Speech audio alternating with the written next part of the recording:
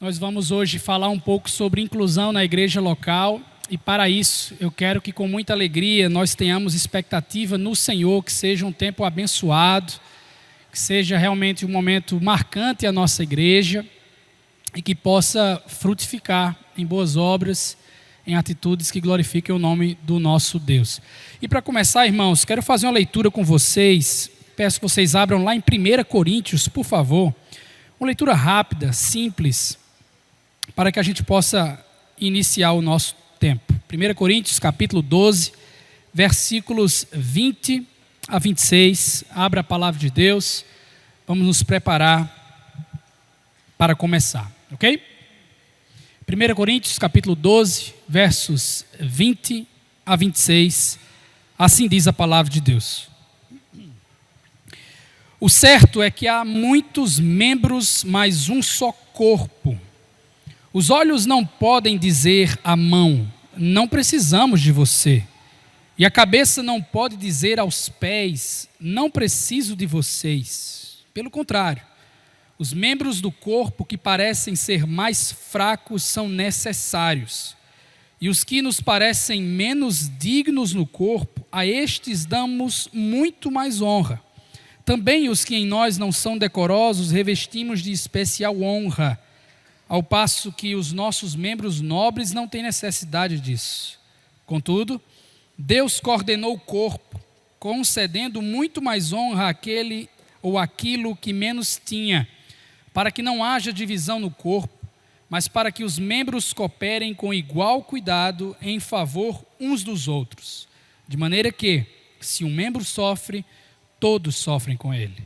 E se um deles é honrado, todos os outros se alegram com ele. Essa é a palavra de Deus. Vamos orar? Pai querido e amado, estamos diante de Ti mais uma vez, te pedindo por graça e misericórdia, que o Senhor nos dê um tempo, ó Deus, abençoado, que possamos entender um pouco mais daquilo que nós estamos propondo e que Teu nome seja glorificado em tudo, especialmente nas coisas que vão se seguir a este evento. Te oramos assim, pedindo que o Senhor traga em paz os irmãos que ainda estão chegando. Em nome de Jesus, amém. Irmãos queridos, nós realizamos ou estamos realizando esse evento num formato extremamente simples, tá? O intuito aqui não é ter luzes, pirotecnia, banda ou coisas do tipo. A gente quer simplesmente conversar sobre inclusão, de maneira bem simples, bem acessível, mas também robusta, do ponto de vista teológico, do ponto de vista ministerial, trazendo soluções práticas para aquilo que nós vamos discutir aqui, tá certo? Eu vou pedir que Jenny, por favor, coloque aí a nossa programação, o slide da nossa programação, para que basicamente vocês possam ficar inteirados de como vai funcionar o nosso evento aí, ok? Nós iríamos começar às 5 horas, mas tivemos um pequeno atraso. O que vai acontecer agora é uma palestra de introdução, uma palestra mais técnica, teológica sobre o assunto, para que a gente encontre na Bíblia Sagrada os fundamentos para o tema que nós estamos discutindo. Às 6 horas, talvez um pouco depois, por conta do atraso, nós vamos ter um coffee break. E se vocês estão notando aí, o intervalo é grande no coffee break, 30 minutos, mas de forma proposital. Nós vamos aí disponibilizar para vocês um formulário. Mais tarde vamos colocar aí na projeção também, com perguntas simples para que a gente possa coletar dados e então saber como é que a gente pode trabalhar de agora em diante. Queremos saber o nome de vocês, onde trabalham, se tem alguma habilidade especial na área, como é que você pode participar do nosso serviço aqui e tudo mais. E ao tempo que a gente estiver fazendo isso aí, vamos comer ali um pastel, uma coxinha, bater um papo, tá? Vai ser muito bom, tenho certeza disso. Também é um tempo, se sobrar, se você quiser ir aqui ao lado, comprar alguma coisa no bazar, conversar com os nossos missionários, vai ser excelente. Após esse tempo de pausa, nós vamos retornar para uma mesa redonda, que acontecerá aqui num segundo momento. Nesta mesa teremos o seminarista Alex, eu, minha esposa Marília e a irmã Sara. Nós temos discutido há algum tempo sobre o assunto e queremos trabalhar através de diversas perspectivas. Teológica, familiar, ministerial, social. A gente quer trabalhar da melhor forma possível, trazendo aí abrangência na nossa discussão. Então fiquem bem à vontade, nós vamos abrir para perguntas. Um número será colocado, você pode fazer sua pergunta no WhatsApp e tudo isso vai acontecer tranquilamente, tá bom? Então vamos agora para o nosso tempo primário, falando um pouquinho de forma teológica sobre o assunto. Eu quero que vocês tenham em mente isso que eu acabei de ler para vocês sobre o texto de 1 Coríntios capítulo 12, versos 20 a 26, onde temos o corpo de Cristo sendo ali usado como uma metáfora para a inclusão, para pertencimento e serviço à igreja local. Eu quero falar com vocês hoje sobre o tema na projeção, inclusão em nome de Jesus. Não como se isso fosse um dito pentecostal ou algo do tipo, mas mostrando que inclusão é uma coisa que Jesus espera que nós façamos como seus embaixadores, como representantes dele neste mundo. Ok? Eu começo perguntando se você já parou para pensar em algum momento acerca da quantidade de pessoas com deficiência que existem no mundo, ou que vivem ao nosso redor e nós nem sequer os notamos. Segundo a Organização Mundial da Saúde, em 2024, a estatística era de 1,3 bilhão de pessoas. É muita gente, correspondendo aproximadamente a 16% da população do nosso planeta. E a maioria dessas pessoas, no caso 80%, vivendo em países em desenvolvimento, como o nosso Brasil. Outros dados alarmantes: 90% dessas pessoas não frequentam igrejas. Segundo a Unesco, também 90%, no caso das crianças com deficiência em países em desenvolvimento, como o Brasil, não frequentam a escola. No âmbito do trabalho, o desemprego para as pessoas com deficiência alcança 80% em muitos lugares, não estando distante da nossa própria estatística. E no contexto específico do nosso país, o IBGE, em 2022, publicou pesquisa dizendo que existiam 14,4 milhões de pessoas com deficiência por aqui. E para além dos casos considerados regulares, existe aí uma estimativa de 27,5% de pessoas acima dos 70 anos que declaram ter alguma comorbidade grave, visível, externa e notável. O que implica dizer, meus irmãos, que deficiências visíveis e externas são questão de tempo para a maioria das pessoas. E se essa é a realidade, não números inventados, fica a pergunta: onde estão essas pessoas? Por que essas pessoas não estão aqui no nosso meio? Por que muitas delas não frequentam os nossos pequenos grupos? Por que não estão em nossos cultos? Por que não temos amizades com elas? Por que não estão dentro do nosso radar missionário? Por que não têm representatividade de liderança? Por que não servem em nossos ministérios? São perguntas difíceis de serem respondidas. E eu espero que, em parte, nós possamos respondê-las aqui.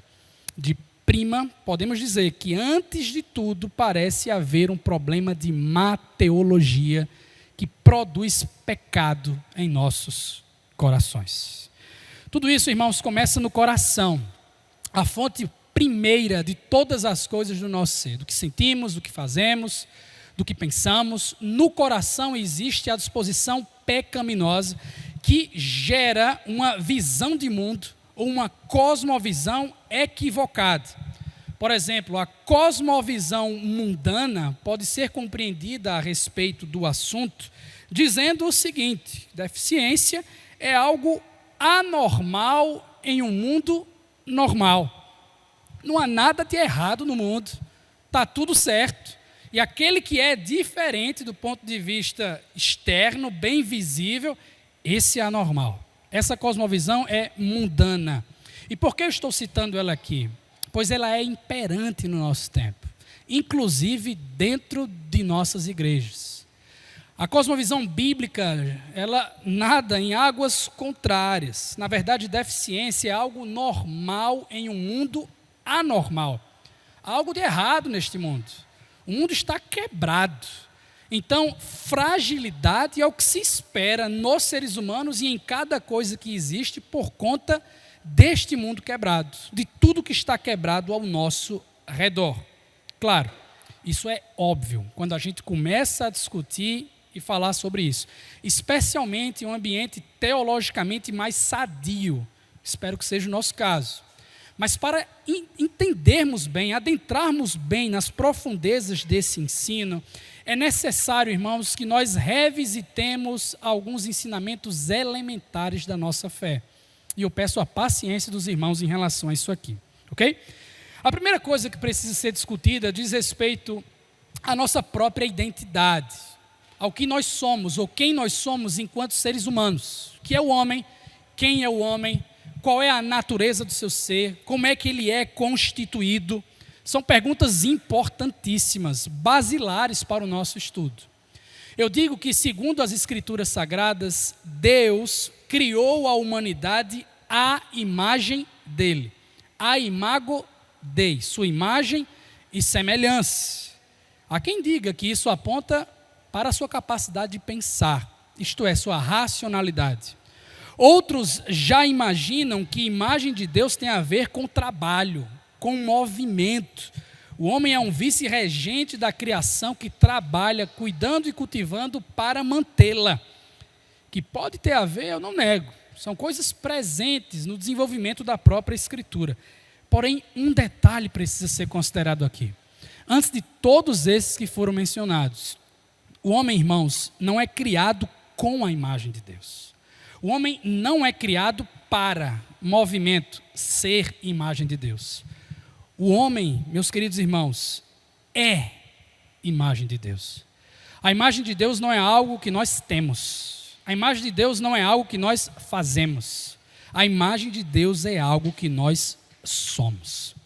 Por exemplo, um indivíduo anencéfalo ou tetraplégico, com limitações respectivas na racionalidade ou nos movimentos, continua sendo imagem de Deus. Porque antes de todas as coisas, a imagem de Deus tem a ver com um vínculo pessoal intrínseco que cada ser humano tem com o Criador. É um vínculo tão importante que chega a defini-lo. O homem é a imagem de Deus. Não é o trabalho que define o homem, não são seus relacionamentos horizontais que definem o homem, não é nada disso que podemos pensar que define o homem. O homem é aquilo que é porque está ligado a Deus. Ele foi formado à sua imagem, com dignidade intrínseca, independente de como ele seja, se ele nasceu hoje, se ele nasceu amanhã, se ele é branco, se ele é preto, se ele é mulher, se ele é homem, nada disso, tá? Outra questão importante diz respeito à constituição do ser humano, de que o ser humano é formado. E aqui tem debates intermináveis, uma matéria de muita polêmica.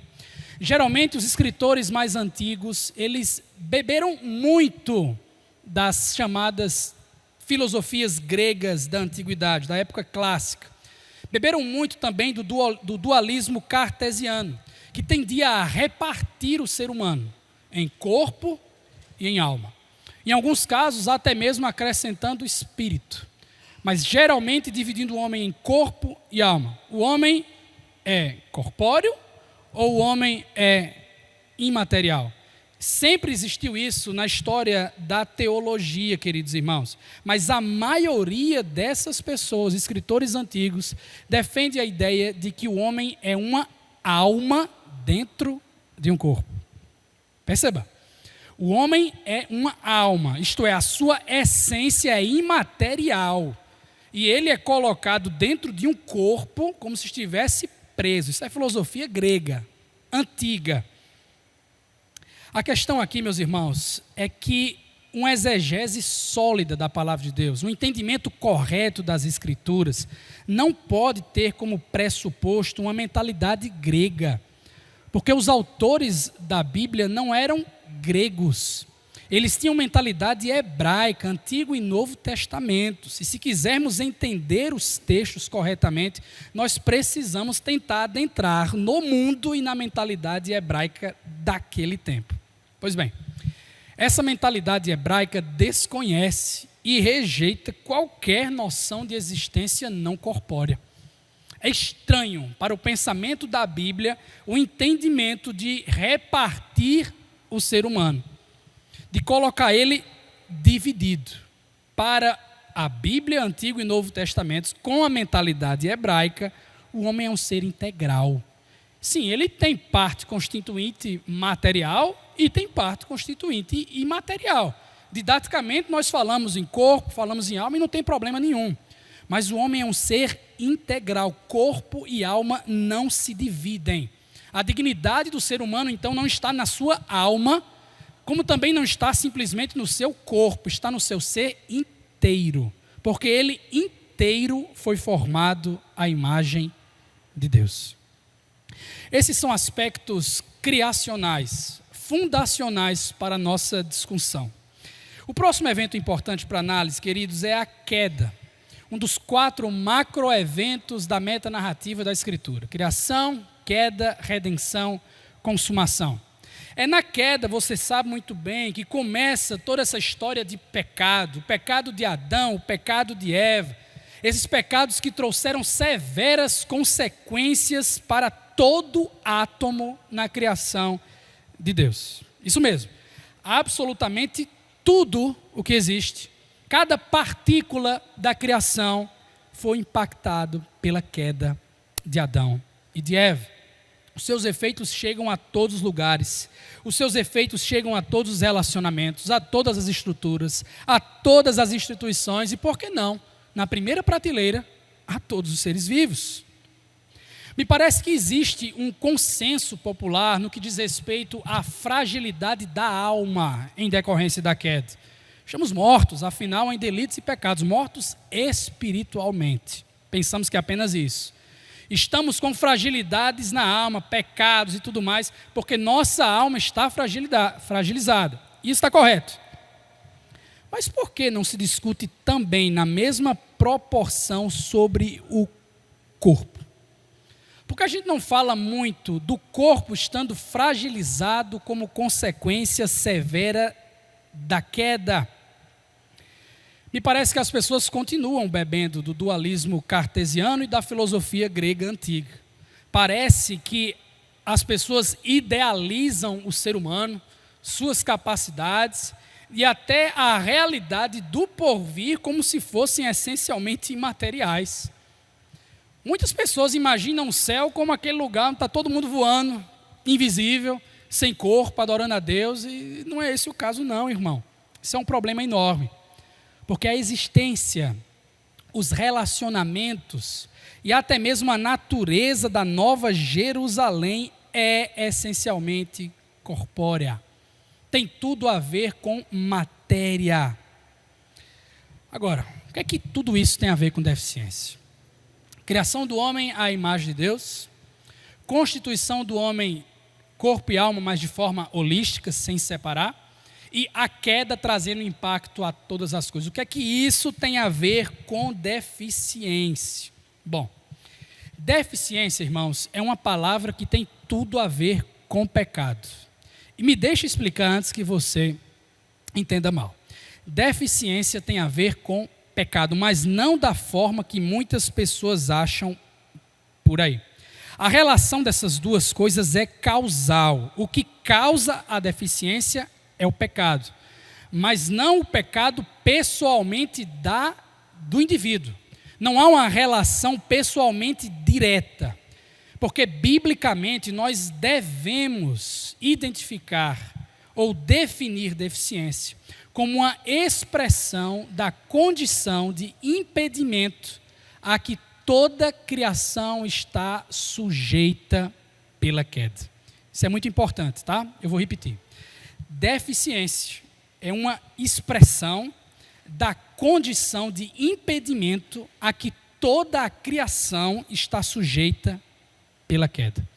Vamos desmontar um pouquinho esse quebra-cabeça, notando 3 coisas. Deficiência é impedimento, eu falei.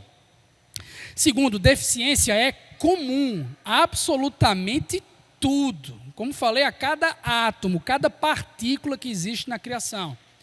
E terceiro, deficiência é efeito do pecado, mas efeito do pecado original de Adão. Vem lá de trás, e não a partir do meu pecado particular. Foi isso que Jesus defendeu em uma interação do Evangelho. Agora, claro, essa definição que eu trago, irmãos, não é baseada em achismos. Ela corresponde, acredito eu, ao que Romanos capítulo 8, versos 20 a 22, nos ensinam aqui. Eu sei que a projeção está colocada aí e as letras talvez não ajudem em sua fonte ou em seu tamanho.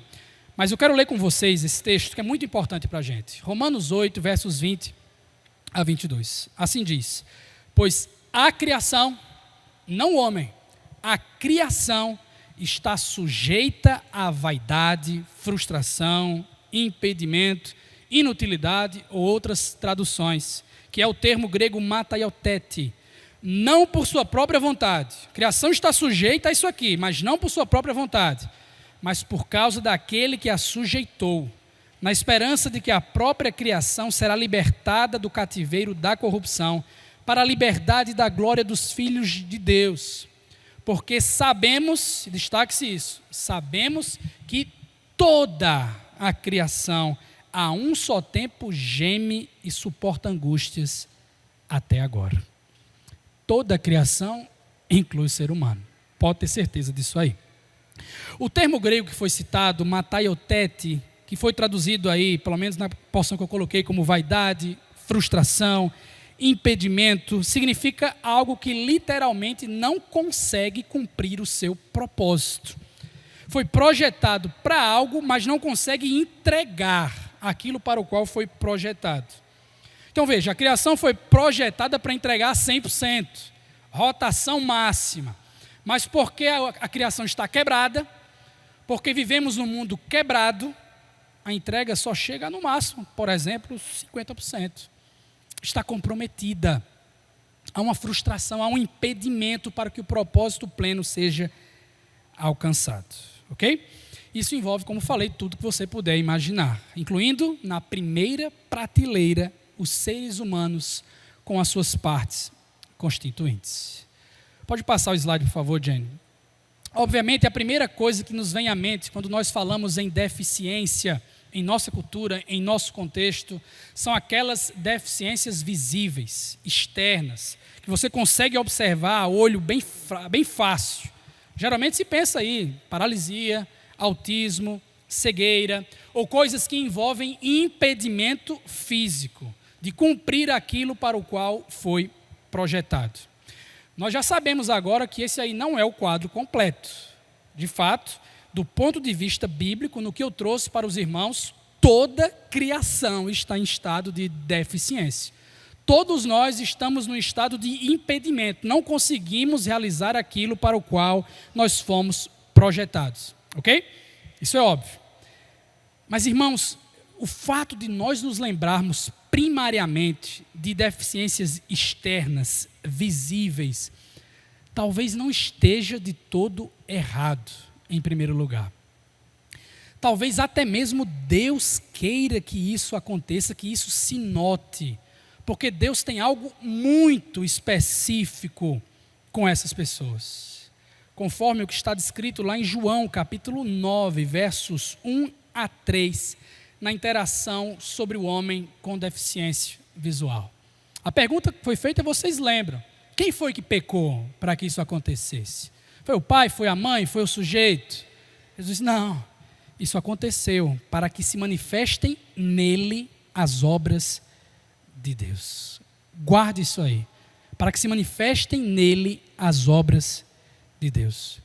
Nós temos que reconhecer que existem deficiências visíveis e invisíveis, externas e internas, comum a toda criação, mas também é verdade que o Senhor tem algo especialíssimo com as pessoas cujas deficiências são extremamente visíveis.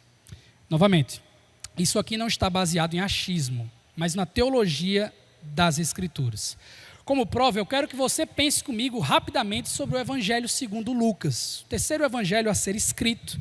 Um evangelho importantíssimo que por muito tempo foi considerado o evangelho dos excluídos. O evangelho de Lucas, porque tem a aparição de muitos personagens em situação vulnerável, em situação difícil. E muitas pessoas pensam que isso se dá por conta de uma suposta veia social mais aguçada pelo autor sagrado. Afinal de contas, é em Lucas que aparecem proporcionalmente mais material sobre os pobres. É em Lucas que as mulheres desempenham papéis mais proeminentes. É em Lucas que as crianças, desprezadas que eram, aparecem por todo lado. É em Lucas que as interações com pessoas portadoras de deficiência são maiores em relação aos outros evangelhos. Essas pessoas, de fato, corriam um risco grande, enorme, de viver em estado de vulnerabilidade social. Mas e se eu disser para os irmãos que essa é apenas a pontinha do iceberg? É uma conclusão apenas saudável de várias que devem se seguir a teologia do Evangelho de Lucas e o livro de Atos. Veja, originalmente Lucas e Atos eram um livro só. Não Lucas e Atos, mas Lucas Atos. Esse material foi produzido por um cara que era um historiador. Existem marcas de historiografia muito fácil de serem observadas no texto do autor sagrado. Lucas tinha total noção que estava fazendo história quando escreveu o seu material. Mas ao mesmo tempo que ele tinha o compromisso de trazer os relatos de forma fidedigna, ele também foi um teólogo. Lucas quis apresentar os relatos dos acontecimentos de Jesus de forma temática, teológica, querendo passar uma mensagem para o seu público, especialmente Teófilo. Diferente de João, por exemplo, que escreve de modo cronológico, Lucas escreve de forma temática. Ele reúne diversos acontecimentos, agrupa dentro de blocos específicos para que nesses blocos uma mensagem seja extraída. Ele é intencional nesse sentido aqui. E o propósito principal dele, queridos irmãos, é mostrar ao Teófilo que Jesus é o Salvador dos, abre aspas, incapazes. Jesus é o Messias que veio inaugurar o reino, salvando os, novamente entre aspas, incapazes. Nessa lista de Lucas constam os pobres, os cativos, os cegos, os oprimidos, os surdos, os paralíticos, os leprosos, etc. Se acrescentam dentro daquele contexto cultural as mulheres, as crianças, os samaritanos, as viúvas, os pecadores, os publicanos. E dentro dos tempos bíblicos, talvez em alguma medida no nosso tempo também, essas pessoas eram consideradas como cidadãs de segunda categoria. Gente que não presta segundo a sociedade. Gente incapaz de participar da sociedade, de ser útil para aquilo que era esperado. Gente totalmente vulnerável, socialmente sim. Muitas vezes envolvendo suas próprias riquezas também, com ausência delas. E principalmente, pessoas que não conseguiam sair sozinhas de sua situação complicada.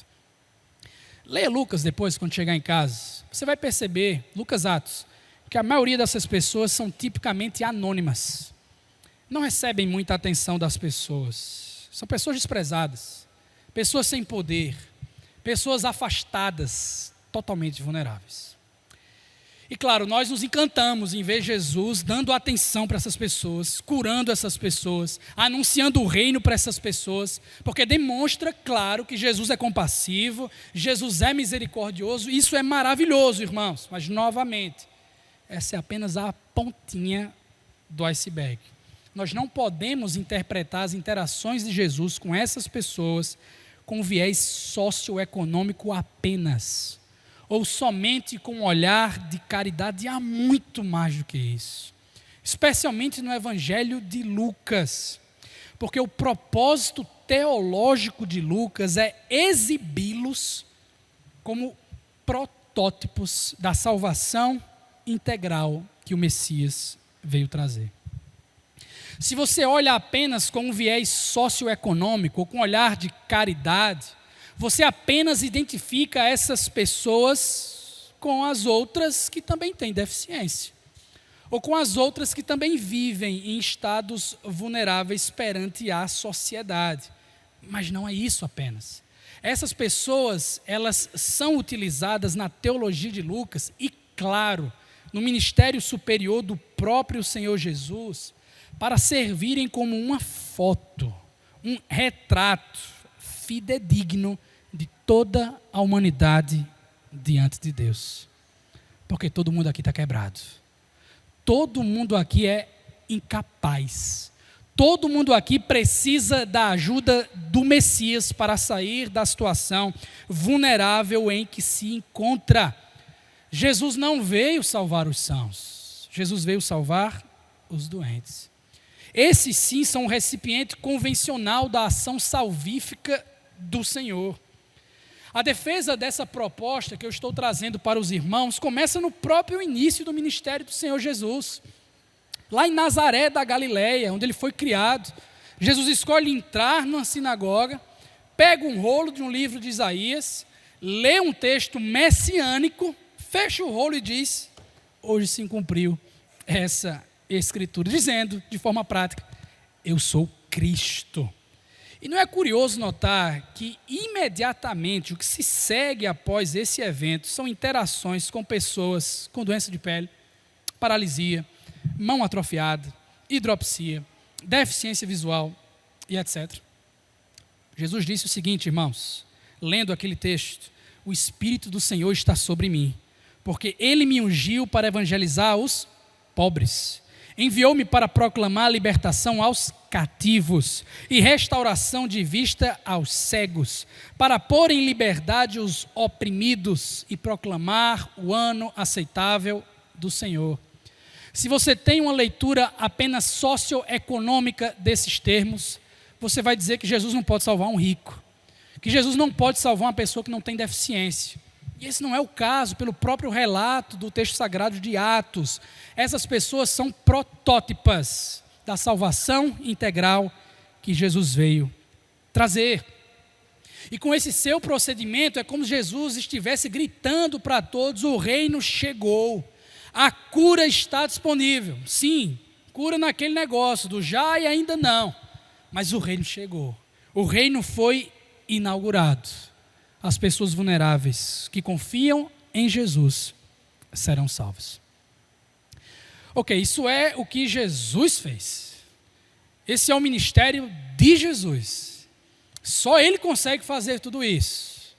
Ele é único na sua missão nesse sentido. Será, irmão? Será que com a igreja é diferente mesmo? Depois dê uma lidinha intencional também em Atos dos Apóstolos, o segundo volume desse livro aqui do autor sagrado. Em Atos 3, você vai encontrar Pedro e João curando um homem com mobilidade reduzida. Em Atos 5, você vai ver os apóstolos performando, tempo contínuo no grego, sinais e prodígios nos enfermos. Atos 9, você vai ver Pedro orando pela ressurreição de Dorcas. Atos 14, um homem com paralisia é curado por Paulo. Eu vou parar por aqui. Mas já dá para perceber que o padrão continua.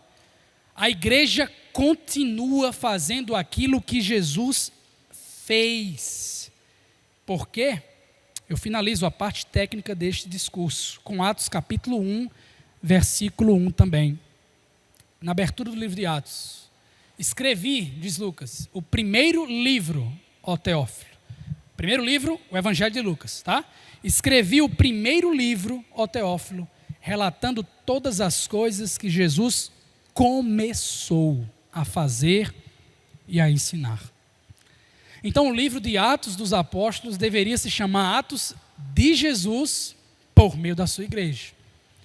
Jesus continua, por meio da sua igreja, a fazer e a ensinar as mesmas coisas que fez e ensinou no Evangelho de Lucas. Porque como embaixadores de Cristo, nós continuamos a fazer e a ensinar em nome dele. Inclusão em nome de Jesus. Nós fazemos isso com o nosso papel sacerdotal, como embaixadores do rei, porque o cumprimento da nossa missão, em certo sentido, tem de ser parecido com o cumprimento encarnacional da missão de Jesus de Nazaré. As pessoas com deficiência têm que ser parte integrante e indispensável da nossa agenda, porque foram da de Jesus. As pessoas com deficiência precisam estar no radar missionário da igreja, porque estiveram no radar missionário de Jesus. O próprio corpo de Jesus, eu falei ao começo dessa palestra, o próprio corpo de Jesus serviu como metáfora de inclusão, 1 Coríntios 12, 20 a 26. E eu vou ler de novo o texto. O certo é que há muitos membros, mas um só corpo. Os olhos não podem dizer à mão, não precisamos de você. A cabeça não pode dizer aos pés, não preciso de vocês. Pelo contrário, os membros do corpo que parecem ser os mais fracos, coisa visível, são necessários. E os que parecem ser menos dignos no corpo, a estes damos muito maior honra. Ao passo que os nossos membros nobres não têm necessidade disso. Contudo, Deus coordenou o corpo, concedendo muito mais honra àquilo que menos tinha, para que não haja divisão no corpo, mas para que os membros cooperem com igual cuidado em favor uns dos outros. De maneira que se um membro sofre, todos sofrem com ele. Se um deles é honrado, todos os outros se alegram com ele. Queridos, se isso é tão evidente na palavra de Deus, é tão claro, através de uma explicação simples, onde é que nós estamos errando? Eu sei que aqui talvez tenha um ou outro visitante de outra igreja, mas talvez seja a hora de nós lavarmos a nossa própria roupa suja. Esse é um ambiente propício, seguro para isso. Onde é que nós estamos errando? Se essas pessoas não estão aqui, se elas não constam em nossos investimentos missionários, se não temos relacionamentos intencionais com elas, se não estão em nossos pequenos grupos, onde é que nós estamos errando? Eu acho que em primeiro lugar Jesus responde, Mateus 22, 29, errais, por não conhecerdes as Escrituras e o poder de Deus.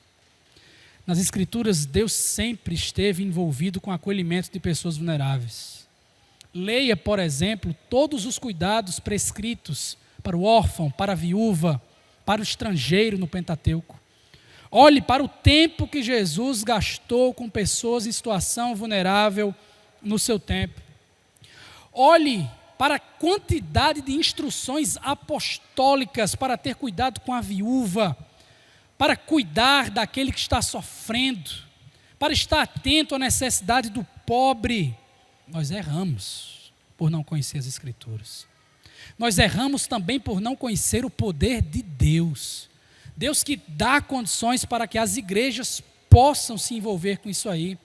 Deus que amolece o coração de quem é rígido nesse sentido, de quem tem medo de se aproximar, de quem não quer iniciar relacionamentos intencionais para a glória de Deus. Veja, o problema da má teologia é seríssimo. E olhe que nós estamos num ambiente mais saudável, teologicamente falando. Esse problema da má teologia, irmão, gera pecado. O pecado do favoritismo, denunciado por Tiago. Isto é, tratar as pessoas com parcialidade. Trato pessoas A dessa forma, pessoas B daquele outro jeito. Fulano é digno, cicrano, não. Essa pessoa é parecida comigo, vem para cá, você é diferente, vai para lá. Esse é o pecado do favoritismo que tem que ser combatido com unhas e dentes. Infelizmente, há um desinteresse contínuo e generalizado em se informar sobre o assunto e em se relacionar com essas pessoas. Claro, desconte-se nisso, irmãos, que muitas pessoas querem ajudar, e graças a Deus por isso.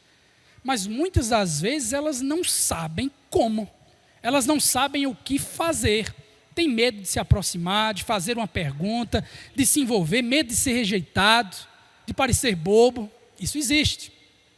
E aqui fica uma palavra especial a você pai, você mãe, você que cuida, que está envolvido com alguém, especialmente nesse sentido.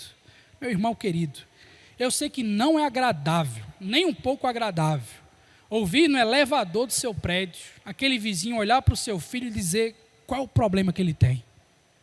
Ou por que é que ela é assim? Isso machuca o coração, isso dói, isso é muito ruim, é verdade, não é agradável. Mas irmão, entenda que também essa é uma oportunidade de educar. Essa é uma oportunidade de você esclarecer por que que ela é assim. Por que que ele é assim. Por que que você também é assim. E se você for sábio o suficiente, fazendo essa ponte geral, é uma oportunidade de evangelização.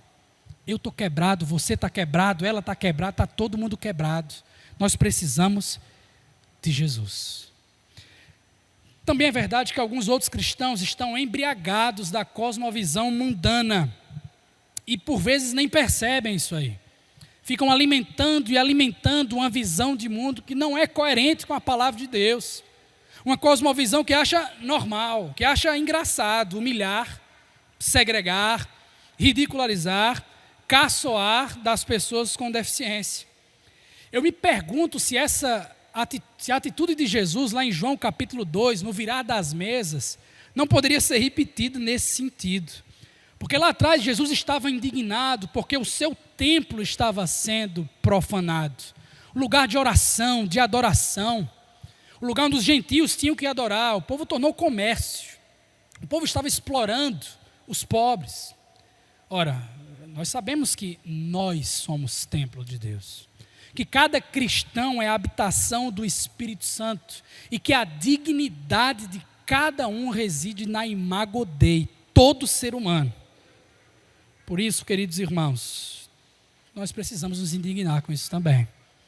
O fato é que precisamos acordar rapidamente, porque você sabe, eu sei, todo mundo sabe, que o movimento de inclusão está fervendo no mundo. É debatido em instituições acadêmicas, entre os amigos que nós temos, entre instituições de governo. As pessoas estão preocupadas minimamente em trazer dignidade e acessibilidade às outras. Pessoas que há muito tempo ficaram trancadas dentro de casa, o que não eram consideradas dignas. Mas me dói o coração saber que nós, cristãos, nós não somos os proponentes disso. Nós não somos os principais articuladores do tema no mundo. Estamos nos escondendo, nos acovardando. Me dói saber que os surdos, por exemplo, estão entre os menos evangelizados, embora estando à disposição nossa, em nossa própria cidade. Me dói saber que os autistas não são bem-vindos em comunidades de fé, na maioria delas. Me dói saber, queridos irmãos, que nós, crentes, pouco temos feito para mudar isso aqui, individual e coletivamente. É por isso que esse evento precisa acontecer. E não para apenas ser um evento, um momento de agrupar pessoas e criar nichos. Não, irmão. Isso precisa acontecer para conscientizar os irmãos teológica, prática e ministerialmente. Para que nós possamos formar um grupo de trabalho. Gente que pode influenciar a igreja inteira a criar e a desenvolver uma cultura de inclusão bíblica em nossa comunidade. Com sugestões, com planejamento, com ações práticas, a fim de que nós possamos receber essas pessoas. Possamos tê-las em nosso meio, nos relacionar com elas. Porque sem um pé, o corpo está incompleto. Sem uma mão, o corpo está incompleto. Deus dotou todo crente de dons. Nós precisamos valorizar isso aí. Não podemos silenciar, não podemos achar que inclusão é você segregar pessoas. A cidade está cheia de igreja que tem culto específico para pessoas com situação A, situação B. Está cheia. Isso não é incluir, irmão. Incluir é se relacionar, é colocar a pessoa na vida da igreja de verdade. Nós precisamos transformar, sim, ambientes, relacionamentos, serviços na igreja. Mas antes de tudo, para que isso aconteça, a gente tem que transformar o coração. Tem que amolecer o nosso coração, conectando com o coração inclusivo do Senhor Jesus. Amém, meus irmãos? Nós vamos colocar na projeção aí em breve também um QR Code, Alex, por favor. Um QR Code em disponibilidade para que os irmãos possam acessar. Eu quero saber um pouquinho da história de vocês, se vocês puderem preencher, colocando o nome, de onde vocês são, se servem em algum ministério nesse sentido, se trabalham profissionalmente com isso e de que modo vocês podem nos ajudar. Esse evento tem como finalidade, irmãos, basicamente juntar pessoas, pegar ou coletar dados para que mais à frente nós possamos nos reunir e aí sim começar com sugestões e ações práticas para apresentar a nossa igreja, tá bom?